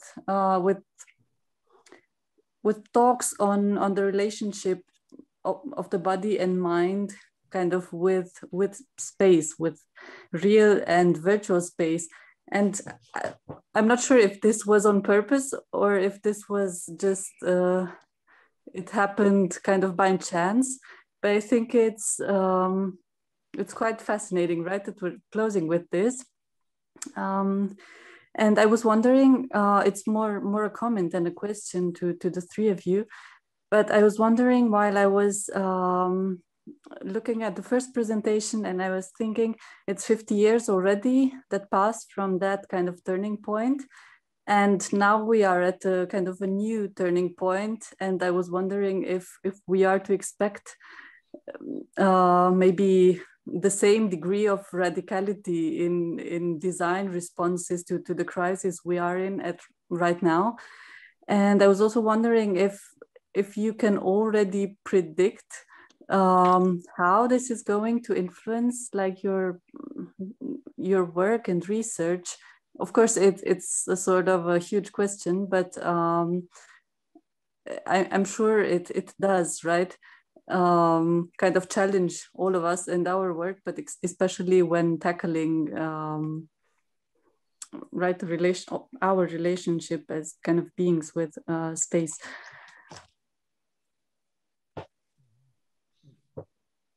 I think that's a very difficult question.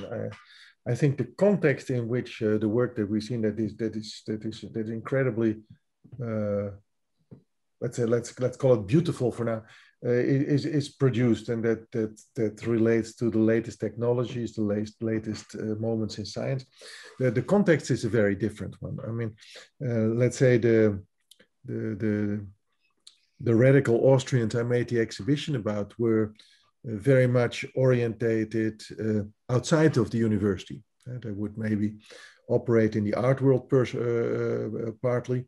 But for example, Coop Himmelblau would also be financed by firms from Germany or by the city of Vienna already as students. So let's say the orientation is a very different one. And that also means that the radicality and is a very different one.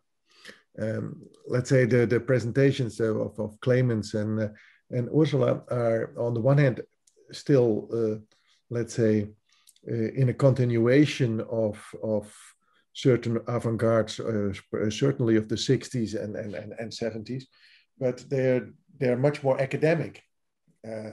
And you can see that in the way the work is presented, the text, the theory behind it that is important, and that comes before the work very often, and that turns it into something completely different. So and that is what I can say to it. But it's basically largely a question to Clemens and Ursula what they expect from their work, because one thing is that you do the work and that you do that in university, but what do you expect from it, how it will work beyond the university?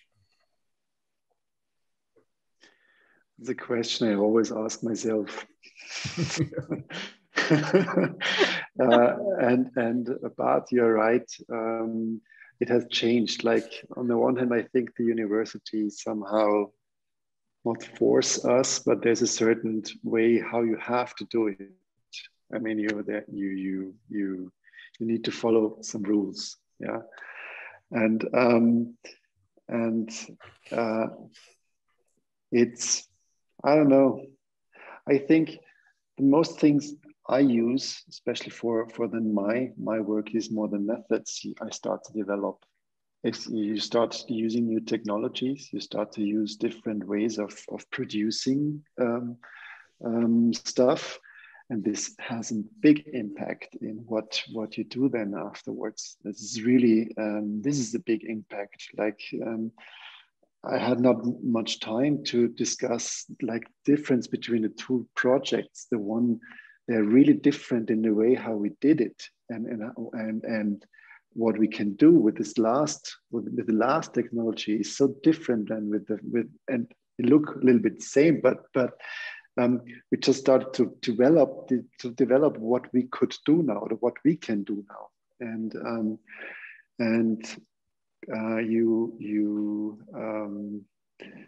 for example, you see that already in the design studios, like in the last two design studios, we started using this technology, the ray marching technology, for example, and suddenly you get a different output and a different way how you discuss architecture and how you discuss the results, how you can investigate them, how you be able to explore them while you work with your design. So I think especially the methods change our way of doing things. The backgrounds, the theories, as we saw, more or less always the same ones. As I said at the beginning, sometimes really old concepts and old questions and big questions, but the methods, they have changed. But what has also, of course, changed is that you want to stick to those rules, even if we make those rules ourselves. Well, this is now an honest comment. You might know I was thinking about applying for the QV position. Yeah, there was one. I quit because I don't want to follow the rules. Because I said no, it's enough. I don't want to have everybody telling me what to do and how to do. Yeah, this was actually why I said no. It's over. I'm done with this. I want to have freedom. I would like to be free again and not to do something like a PhD again. Mm-hmm. Yeah, I can imagine. Yeah, this is. I think it's a bit of decision being an architect or being an academic. You know, it's hard to say this, but the academical world is really narrow, and I like to have it more general, like put things from this thing and put them together and explore. Yeah. Mm-hmm. But there's one thing I heard, Clemens, of you, and considering together with Florina's comment, like you say, it's mostly always the same or older theories that we use again and again, and then it depends a bit on what technology do we have to also get a different output.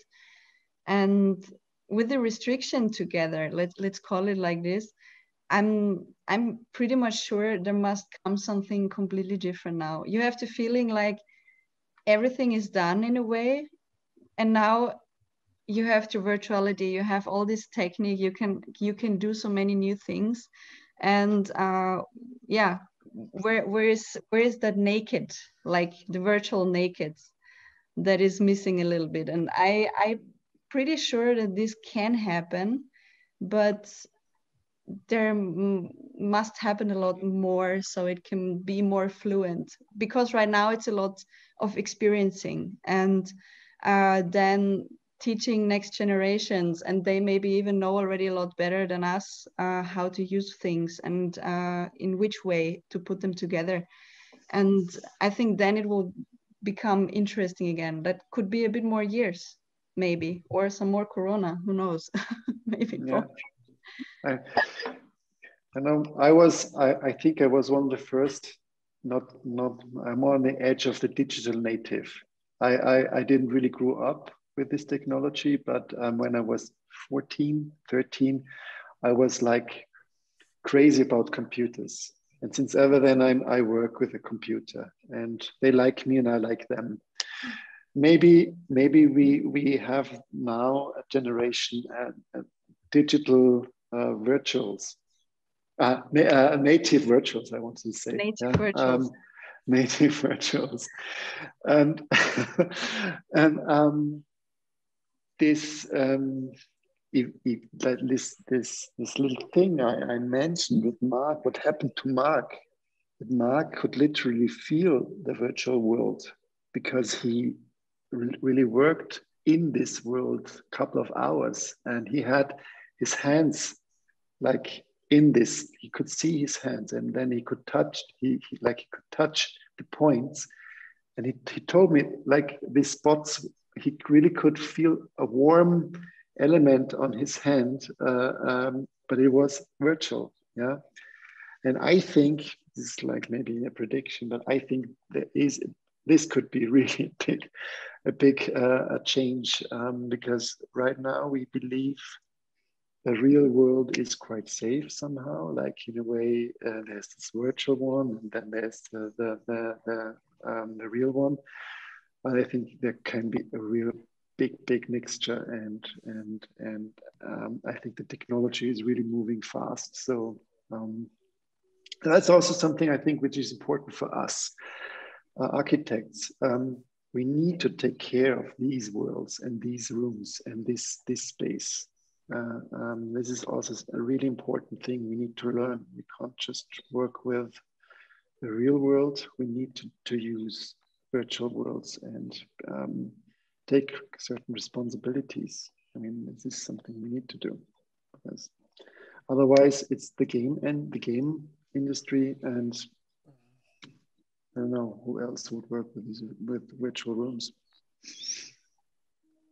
If I can jump in the conversation, well, first of all, thanks for the 3 journeys that you made us experience. I enjoyed the 3 of them a lot. I just fulfilled like 5 or 6 pages that obviously I cannot unfold now here. So I'm looking forward to grab you somehow individually and get deep into these topics. And my first question was somehow regarding, but I think you already answered that part. Was somehow what is the revaluation that we can already have done 60 years later about what we can call this proto-digital in that sense, right? And in relation to the body, it was somehow striking to me this image that you unfold from Himmelblau coming from Prick's parents' house as the initial physical environment of how we can experience the internet, right? Which somehow I see unfolded in, for instance, Mark project to some extent, and so this comment aside, I have 2 particular questions to Clemens and Ursula, which is the how do you see, Clemens, for instance, that in the conference that you went, and this scholar ended with this quote: "If neuroscience promise what they do to promise, how, for instance, this experience that you say of this embodiment, Mark feeling the digital ball in their hand, can be somehow scientifically or measurably or factually explained." That means that to some extent it can also be instrumentalized, right? So then I question myself, is there not somehow a loss in the beauty of the unexpected to some extent, if we really unfold these things objectively? Something that I think the radical avant-garde lived out of that, right? So they leave the design basis was the unexplainable unconscious. So what happened if this unconscious is suddenly conscious again?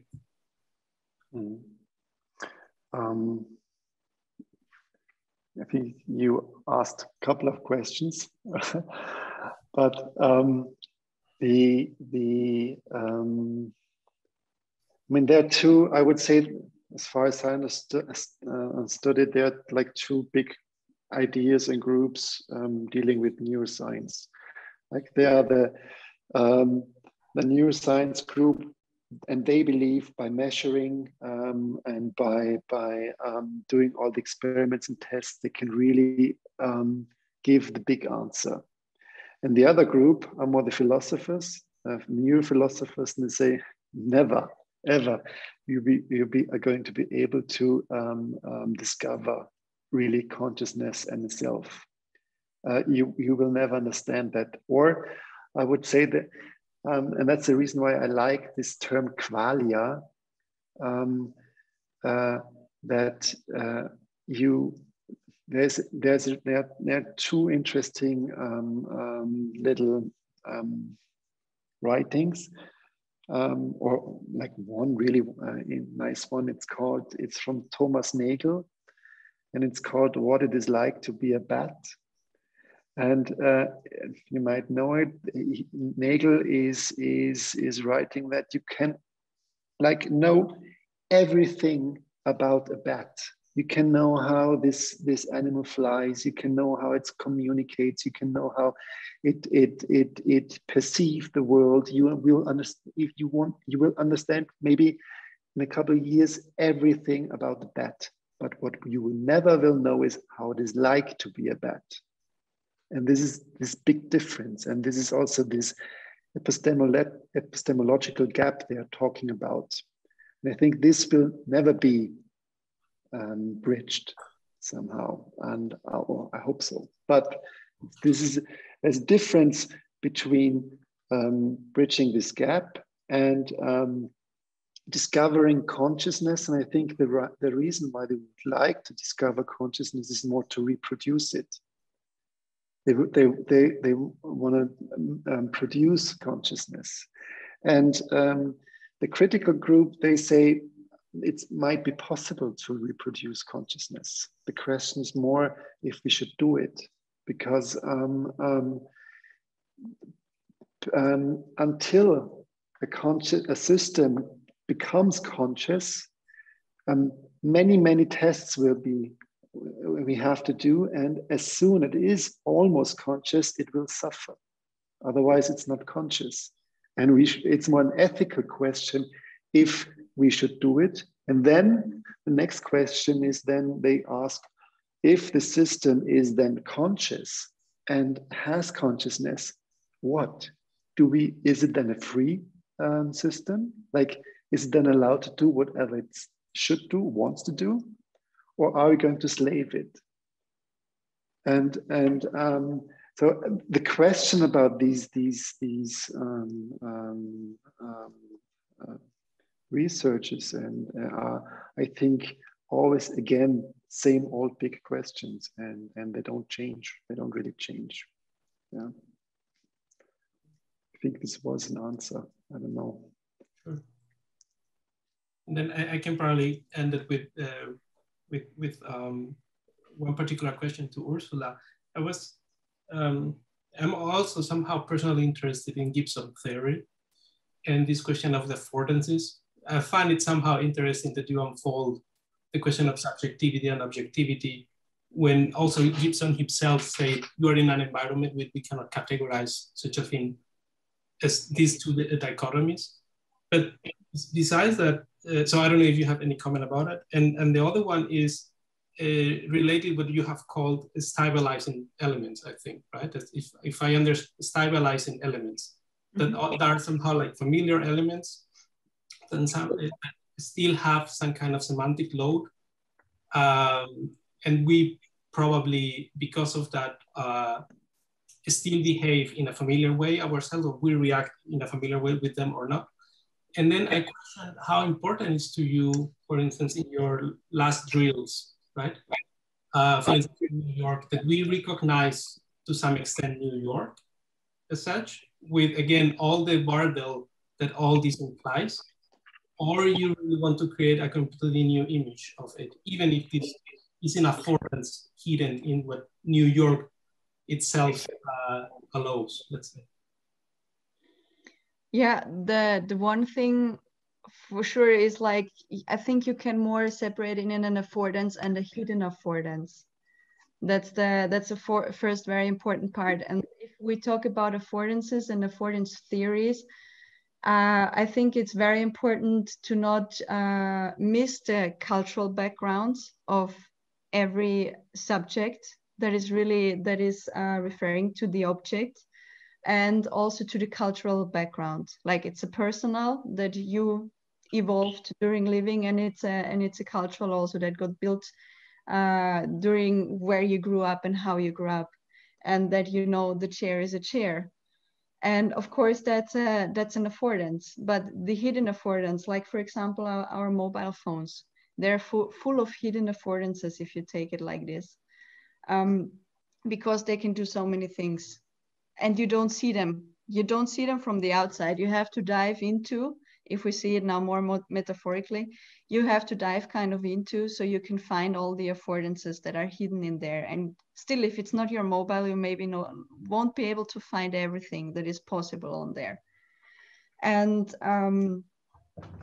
the other thing, like saying, okay, you recreate a place on the base of subjective memories, of course, gives you only on a detailed fragmented picture a linking process that you could really understand this is now New York. And I think that's somehow very fine. For example, the New York Drill Corps was a lot about interior and the inside of rooms, and how they also can fall to the outside, because there were mostly found videos of places and people that were living in their places and talking about their places and the grid and how it stinks and stuff like this. And of course, when you take all this information of different subjects and take them and make them kind of your own again, because in the end, I give them a face. I arrange them again. I give them a face. It's completely subjective, of course. It has to be somehow. You can only be up to a point very objective with what you're dealing, and the linking, how you link to it, how you get triggered will always be subjective. Like, for me, this is a trigger into a completely different direction. It leads me somewhere completely else. And for you, it's something, again, completely different. You get into a place where we will never meet, let's say, when you think of it. And still we started at the same point, at the same coordinates, that when you bring it into the digital virtual world, somehow get their own structure again and build new places stacked up in total. I think I had it. Can you use that somehow, what I said? Oh, sure, absolutely. Oh, sure, okay.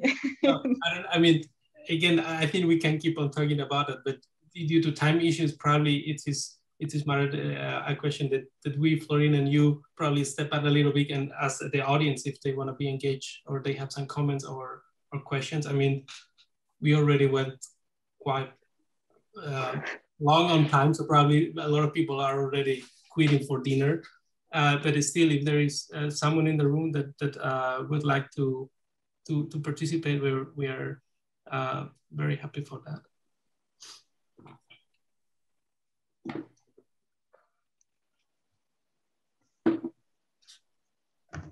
I take silence as a no.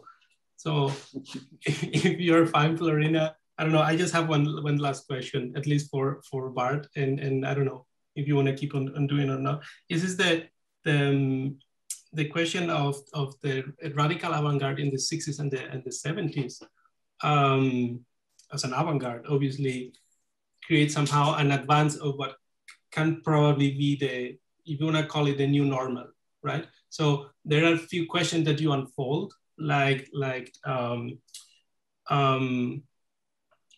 feminist theories, or how we can somehow engage with technology, not only in a positivistic way, right? But rather in something that it's more carnal, if you want. So we are not humans anymore, but we are human plus some kind of living in a coexistent way, And I have the feeling that this 60 years later, this is somehow, again, probably at least in the academic environment, it is something that through theories like Haraway, et cetera, are the new base, let's say, from where to start, right? So I don't know how you speak about this continuity. Do you see that this could be, again, the newest? Definitely.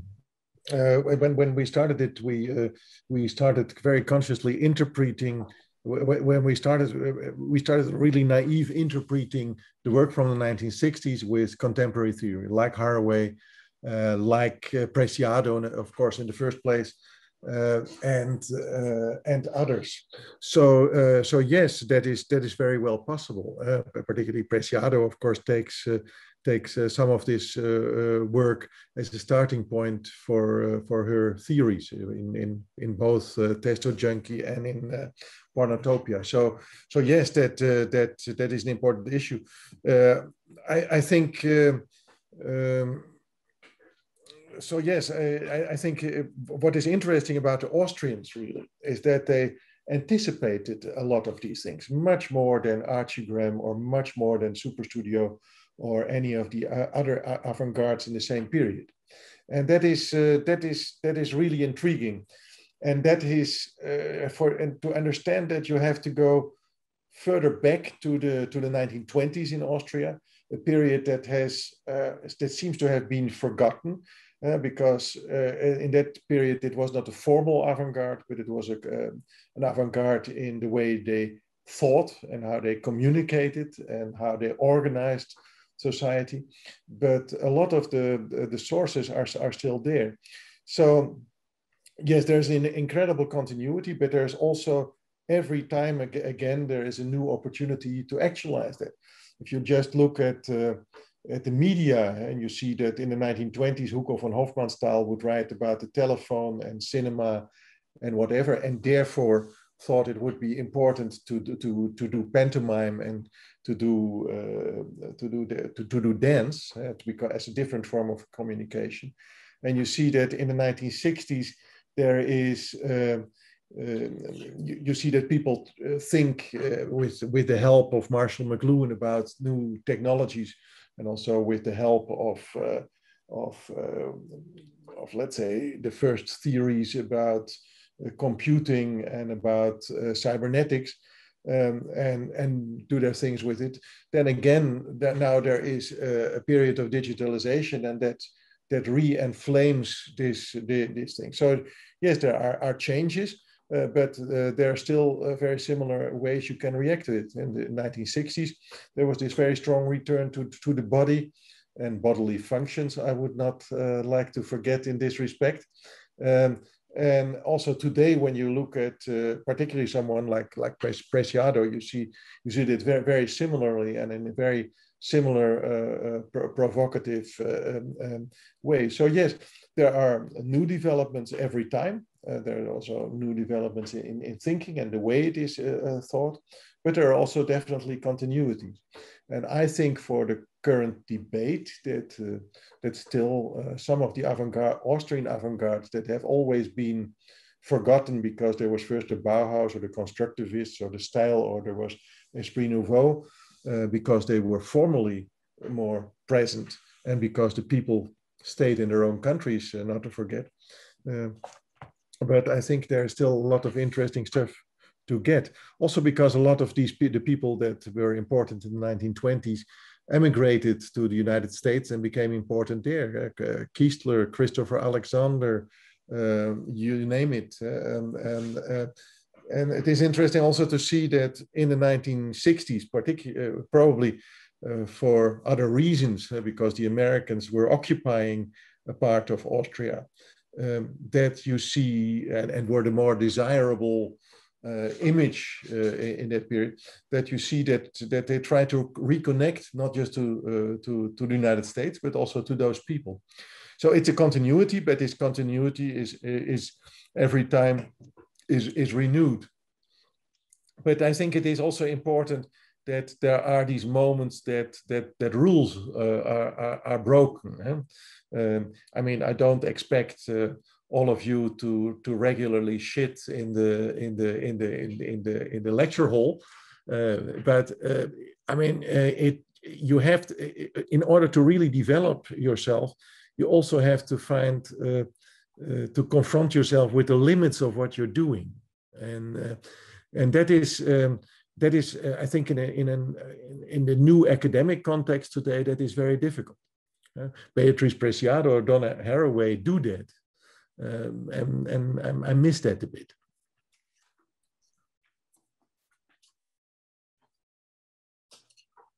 I agree.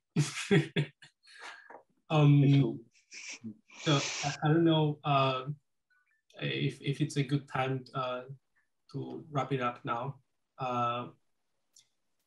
The usual suspects from the... Well, maybe one more thing. If you speak about theory, because I'm a professor for architectural theory, so you would expect me that I expect huge dissertations with I don't know how many pages and words are written. But actually, if you produce work that is much more, let's say, if it's architecture or art or whatever it is, if you produce work, I think it is really important also to learn from history that you create the way that work is received is not just in your own hands, but it's also in other people's hands. And that's the opera aperta, that is the end of the death of the author, and so on. And I have sometimes also the feeling that is forgotten. I mean, I think it would be interesting when I see so much beautiful work really today, to think a bit about the smile of Marcel Duchamp. Marcel Duchamp was a real intellectual artist, right?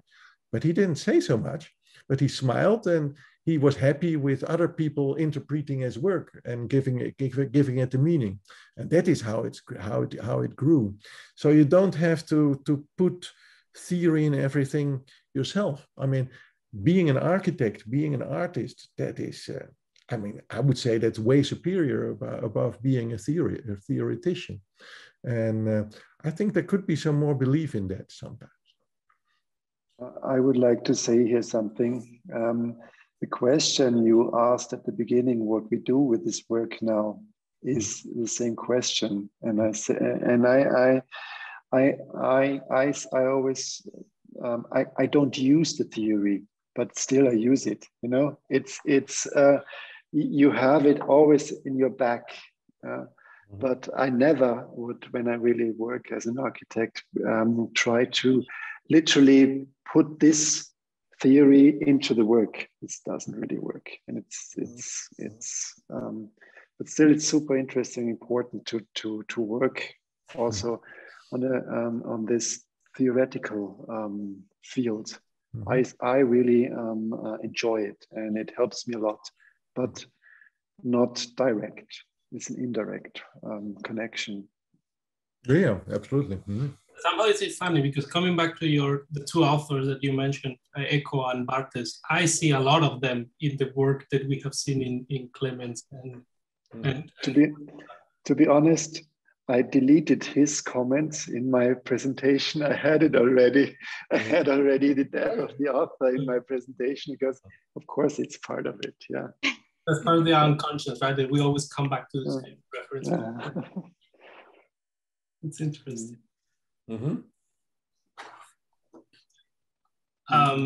Okay, so I think keeping the conversation open as the works themselves, I think it's a good way to wrap up. If you're fine with that, also, Florina. Yes, totally. I think it's a really nice moment, kind of, to close this Media Uni talks this year.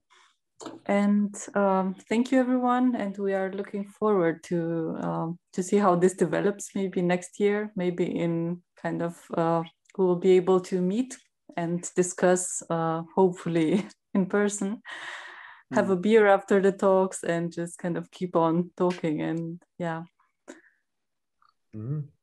We appreciate a lot your time in this evening, and probably, as you say, Florina, for the next semester, we need to make the subtitle "Meet Your Uni in person." Hope so. We can watch some Champions League now, huh? Yeah, and I am a Real Madrid fan, so I need to run. Yeah. That's it. Now we know. If not, you stay with Florina the next couple of hours, but I quit. Thank you, Gonzalo. Thank you. Bye Thanks bye. a lot. Thank you all, guys. Thank you. Bye. Bye. Bye, everyone. Bye.